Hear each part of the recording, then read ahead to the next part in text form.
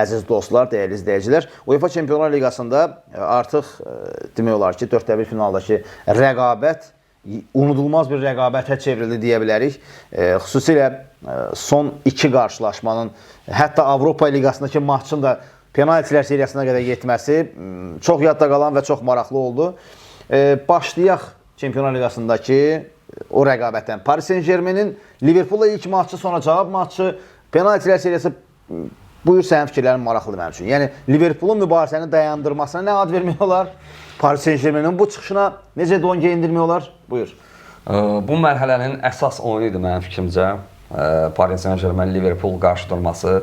İlk oyunun qəhrəmanı Alisson Becker oldusa, 9 save ilə maçı başa vurdusa, maç boyu Liverpool öz varlığını ortaya qoya bilməyərək qələbə qazandısa, yenə də yəni qələbədir. Komanda əgər pis oynayaraq da qalib gəlməyi bacarırsa, Harvey Elliott yeri gəlmişdir, qələbə topunu müəllif olmuşdu. İstənilən halda yəni komandanı təbrik etmək lazımdır. Həm qapıçısını, həm də ki, yəni pis oynasalar belə qalib gəlməyi bacardıqlarına görə məşqçi yaxşı müdafiə olunduqları üçün. Hə. Amma yəni ikinci oyunda ssenari tamamilə dəyişdi.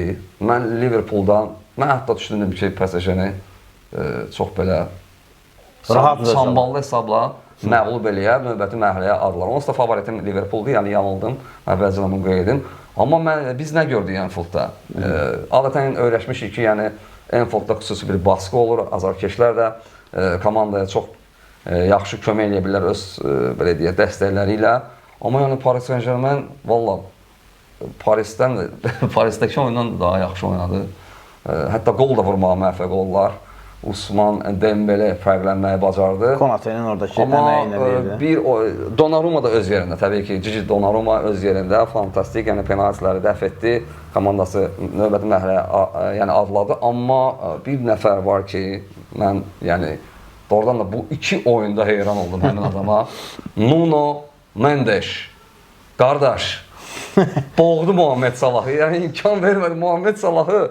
Hələ belə 200 dəqiqədə bu mövsüm iki oyuna bu qədər yəni meydandan silən bir oyuncu olmamışdı. O sadəcə inanılmaz bir şeydir bu. Yəni artıq və 22 yaşı var onun. 2-3 cəhddən sonra dribling cəhdlərindən söhbət gedir. Artıq mən gördüm ki, Muhammed Salah top ona gələndə topu arxaya ötürməyə başladı. Yəni qarşısında Nuno Mendesi görəndə üstünə doğru getmirdi artıq və ya topu yanındakı oyuncu ötürürdü. Yəni duellərdə hamısında üstələdi Nuno Mendes, yəni Muhammed Salahı. Salahın mən həmin oyunlarda bir epizodu var. O da ki, sən bilmirəmsə, Parisdəki oyunda deyəsən, ya Liverpooldakı oyunda bir epizod oldu. Topu qəbul edib zərbə indirdi, top dirəyin yanından keçdi. Bir o epizod yadıma gəlir. Bir də penaltinin dəqiq yerinə yetirməsi seriyada. Yəni digər epizodlarda Muhammed Salaha həqiqətən göz açmağa imkan vermədi. Yəni bu necə, yəni mübaliğəli deyil də. Biz hansısa futbolçunu şişirtmirik. Hər şey göz qabağındaydı. Bütün tuallərdə Salahı üstələmək, özdə bu mövsümki Salaha. Bəli. Çox iddias edilir. Qızıl topa namizəd bir oyuncunu sən belə bir daha qeym, yəni meydanda boğursansa, yəni bu Omar Mamaninin ya digər bir karikaturaçı nəfəs almağa belə çəkdiyi video var. Salahın qızıl topdan uzaqlaşması prosesini tək Premier Liqa kifayət. Nuno Mendes adı necə uzaqlaşdırır? O video maraqlı bir video qarşıma çıxmışdı. Yəni həqiqətən Mendes'in bu iki oyunda Salaha göz açmağa imkan verməməsi onun bəlkə də qızıl top qazanmaq ehtimalını sıfıra endirdi. Bax, heyran oldu. Yəni dəfələrlə bax, yəni sosial şəbəkələrdə də görürük. Sırf Nuno Mendes Salah duellərindən hazırlanan videolar sayısız hesabsızdır. Yəni inanılmaz yəni. Flawless victory Nuno Mendes. Bir də Salahın bu siyahıdan adının çıxarılması və ya Liverpooldan hansısa bir ehtimalla futbolçunun çıxarılması ilə o siyahıya Donnarumma'nın, o siyahıya Usman Dembele'nin adları əlavə olundu məncə. Yəni bundan sonraki performanslarına baxılacaq. Əgər məsələn Paris Saint-Germain gəlib çempion olsa, Vitinha, Thierry Henry'nin yəqin görmüsən fikirlərini hədsiz dərəcədə tərifli. Ümumiyyətlə meydanda gördüyü iş, rol yəni inanılmazdır, möhtəşəm. Ümumiyyətlə Paris klubunu və çıxışı mükəmməl qiymətləndirib, Henry kimi əfsanə. Bu sözü ilk də qeyd etdik kimi, yəni biz Anfieldda geri dönüş edəcəyik, qalib gələcəyik, baxarsınız iddialı açıqlamalar vermişdi məğlub olandan sonra bacardı mı? Dediyini də etdi. Dediyini etdi məsələsinə gəlincə biz Fənərbağçanın uduzmasına birbaşa buradan yüngül bir keçid eləyim. Belə İstanbulda oynamaq olmazdı. Yox, məsələ nədir? O baş məşqçinin dediyini eləmək məsələsi var ha. Birinci oyundan sonra Glasgow Rangersə uduzan baş məşqçi Jose Mourinho bildirmişdi ki, onlar sevinirlər, yaxşı eləyirlər. Amma bunun cavab maçı da var.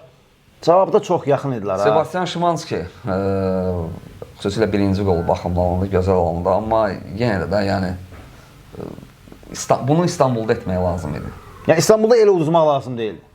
Amma səfərdəki Fənərbağçə həqiqətən qələbəyə çox. Amma yenə də əzmkarlığa görə, yəni o 2 qolu vurduqlarına görə komandaya alqışlayır, amma penaltilərdə də gördük də. Penaltilər seriyasının Tadic penaltini vurmadı, o biraz məyus edici oldu. Bəs Jack Butland'ı sən bəyənmirsən, amma penaltilər dəf etməsi məqam var axı. Jack Butland'ın nəyə görə İngiltərədə oynamadığını, yəni ki...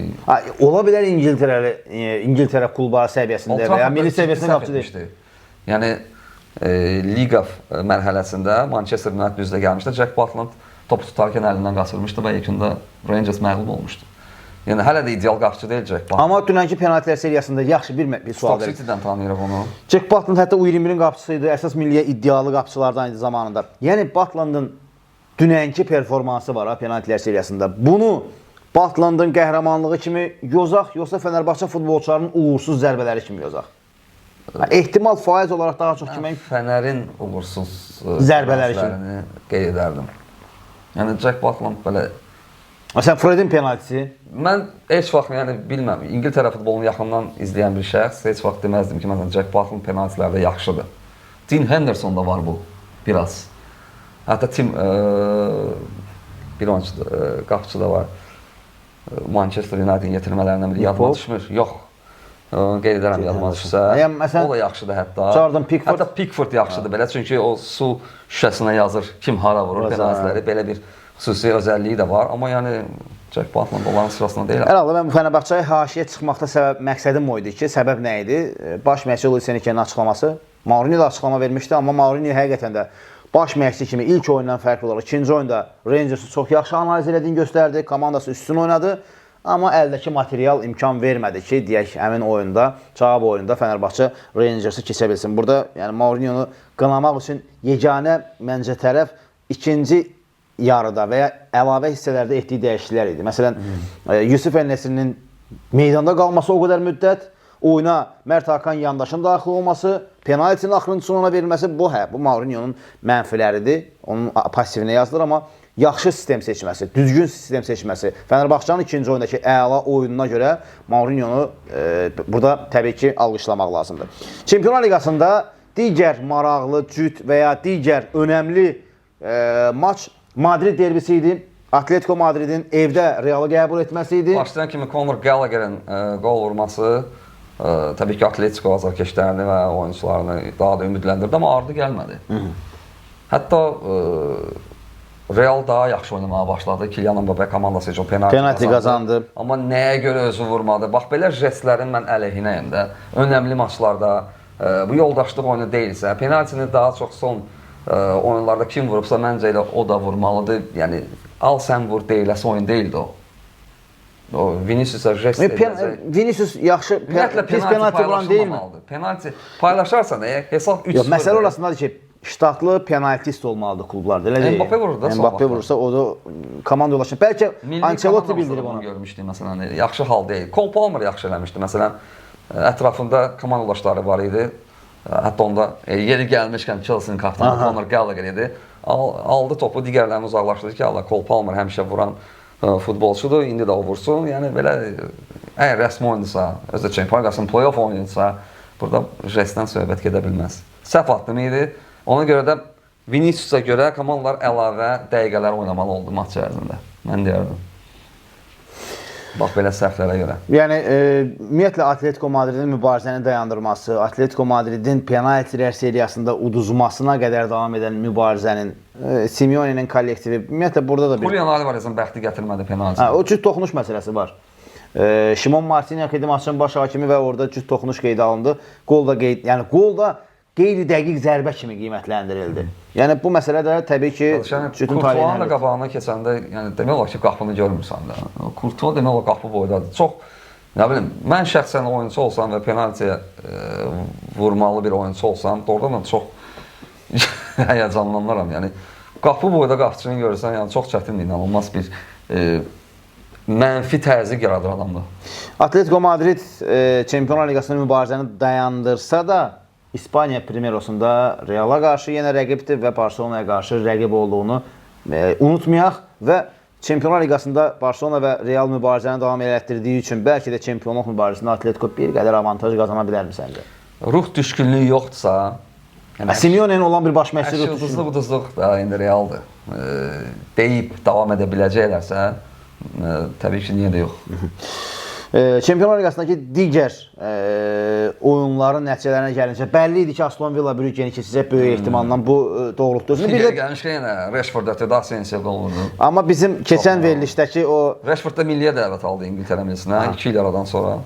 Keçən verilişdə qeyd eləmişdik Dortmund Lille cütündə mən Lille'in tərəfdarı idim. Tərlan Şahinoğlu Borussia Dortmunda inanırdı. Orada Tərlanın komandası qalib gəldi. Seru Gerasinin ötürməsindən sonra Maximilian. Amma halbuki hesabı Lille açmışdı. Bəli. Amma yəni ki Emre Can penaltidən və Seru Gerasinin ötürməsindən sonra Maximilian Bayer qələbə topunu vurmağa. Beləliklə burada amma yəni Dortmund getdi düşdü kimlə? Barcelona ilə. Ballon d'Orlu oyunçularla.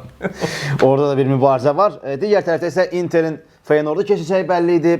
Bayernin Bayer Leverkusen'in keçəcəyi artıq ilk oyunlardan sonra bəlli idi. Bunlar heç bir burada belə bir dəyişiklik olmadı və bütün demək olar ki oyunlarla bağlı. Bir də Arsenal ümumiyyətlə qeyd eləmirəm çünki Arsenal ilk oyunda elə bir faciə yaşatmışdı ki, mərhələni keçməklə bağlı 10% şans verilir. Realla. Bəli. Buna toxunacağıq. Amma cütlərə toxunacağıq amma bir oğlan var ki, o qayıda bilər oyunlarda iştirak edənlər. Bu Arsenalın PSV ilə oyunlarına o qədər də diqqət çəkmədim çünki yəni birinci oyunda Arsenal onsuz da böyük ehtimalla məsələni həll etmişdi və ikinci oyun hətta gözləməyə dəymirdi. Beləliklə Çempionlar Liqasının oyunlarının nəticələrinə toxunduq. Avropa Liqasındakı oyunların nəticələri və ümumiyyətlə yadda qalan məsələlər. Manchester Unitedin Sociedad səddini keçməsi, Fenerbahçe'nin toxunduq Rangers'a məğlubiyyətinə. Digər qarşılaşmalar, yadda qalan nəticələr və növbəti oyunlar. Sənin fikirlərin? Gözlədiyim kimi Eintracht Frankfurt mərhələ adladı. Açıq-aşkar hazırki Ajax'dan daha yaxşı komanda idi və bilinirdi ki, onlar favoritdirlər turnirə. Eintracht turnirin favoriti. Yəni Ajax'la duellərdə favorit idi. Son illərə baxsaq son qaliblərdən biridir bu turnirdə. Yəni ciddi almaq lazımdır. Ugo Ekitiki kimi Mario Götze möhtəşəm oynadı yeri gəlmişkən cavab oyunu Ajax'a qarşı və 2 qol vurdu səhv xatırlamıramsa. Bundan əlavə mərhələni adlayan komandalar arasında Bodo Glimt var. Bəli. Əslində komandanın adının deyilişi Bodo Glimt kimi səslənir. Hər halda bu əsas məsələ müzakirə mövzusu deyil. Bodo Glimt növbəti mərhələdə Lazio ilə üzə gələcək. Kifayət ciddi. Yəni fikrin necədir? Yəni A seriyası komandası ilə duellərdə şansları nədir? Düzdür, Lazio'nun belə deyək də ad olaraq da çempionatdakı göstərdiyi oyun heyət baxımından da Lazio'nun qələbə ehtimalı daha yüksək qiymətləndirilir. Ancaq bu mövsüm Avropa Liqasının əsas sürprizi, əsas komandası məncə elə Bodo Glimt özüdür. Məsələn, Eintrachtın özü mən düşünürəm ki, Tottenham'a əziyyət verə bilər hər iki oyunda da. Yemişən Tottenham Alkmaarı yeni gələn futbolçuların sayəsində deyə bilərik. Çünki itkilərlə çıxsaydılar Alkmaar bəlkə də qalib gələcəkdi. Teon Koopmeiners'ın qardaşı Per Koopmeiners qol vurdu, amma yəni Wilson Odober və digər oyunçular, James Madison məsələni həll etdilər. Tottenham növbəti mərhələyə yüksəldi. Daha güclü tərəf kimi. Solanke qayıdıb. Ondan sonra müdafiədə Van de Ven qayıdıb. Cristiano Romero qayıdıb, amma həm çempionatdakı son oyunda Bournemouthla maçda, həm də Alkmaara qarşı oyunda nə qədər hazır olmadığını gördük. Zədədən sonra bir xeyli zəifliyib, fərdi səhvləri nəzərə çarpır. Cristiano Romero belə demək olar toparlanmalıdır. Avropa Liqasında Manchester United'ın rəqibi Lyon olacaq. 4-1 hesabı ilə qələbə qazandı. Maçda da yaxşı başlamadı Manchester United üçün. Real Sociedad önə keçməyə bacardı. Yenə 2 oyuna yer gəlmişkən komandalar penaltidən 4 qol vurdular. Bruno Fernandes xəttəlik elədi. Patrick Dorgun'un oyunu yəni yüksək qiymətləndirilə bilər, amma sanki bu futbolçu zərbə endirə bilmir. Sürət əladır, yəni mövqe seçimi hər şey yaxşıdır, amma top ayağına gələndə sanki topla rəftarının nə qədər zəif olduğu nəzərə çarpır. Bunu aradan qaldırmalı, inkişaf etdirməlidir. O 100%-dir. Rasmus Højlund yenə çox bəxtsiz idi, şanssız idi. Epizodlara dəyərləndirə bilmədi. Yalnız sonuncu qolda rəqibini maraqlı hərəkətlə keçdidən sonra topu qapı qarşısına ötürdü və Diogo Dalo yekun nöqtəni qoydu həmin o oyunda. Manchesterlə mərhələ adladı, amma qarşıda Olimpik Lyon var. Rangers Atletiklə maç gözləyir. Hansı ki Rangers komandası Atletiklə üzləşəcək. Atletik ev sahibidir. Bizim mövzularımız Romaya həddini bildirdi. Həddini Bilbao. Bilbao var idi.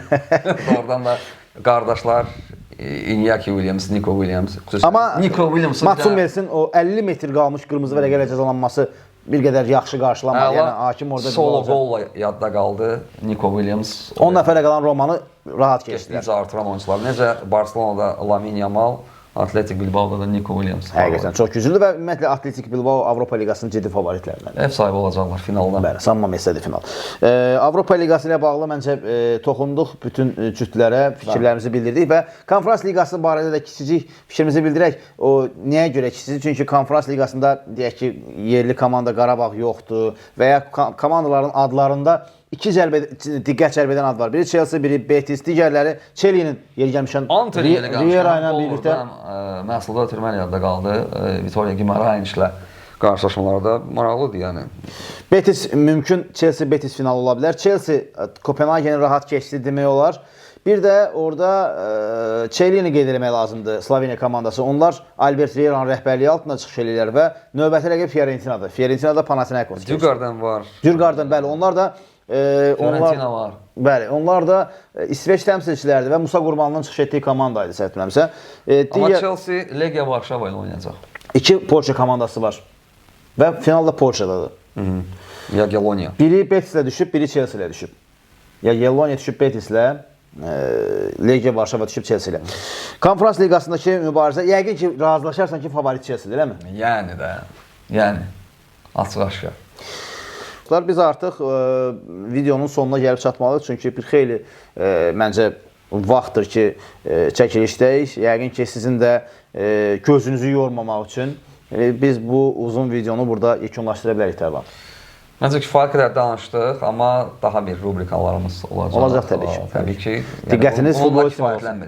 Diqqətiniz futbolist simada olsun. Bizim YouTube kanalımızı həm izləyin, həm paylaşın dostlarınızla. Yer gəlmişən Instagramda da Futbolist Simon kanalı səhifəsi var. TikTokda da var. Dostlarınız da görsün.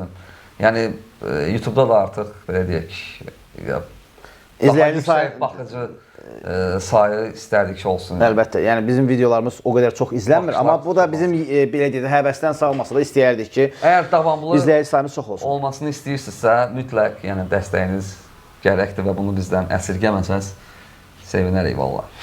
Artıq sağollaşaq. Tərlan, təşəkkür edirəm dəyərli fikirlərin üçün. Dəyərli dostlar, Futbolist Simo kanalında növbəti videonun sonuna çatdıq. Görüşmək ümidi ilə hələlik.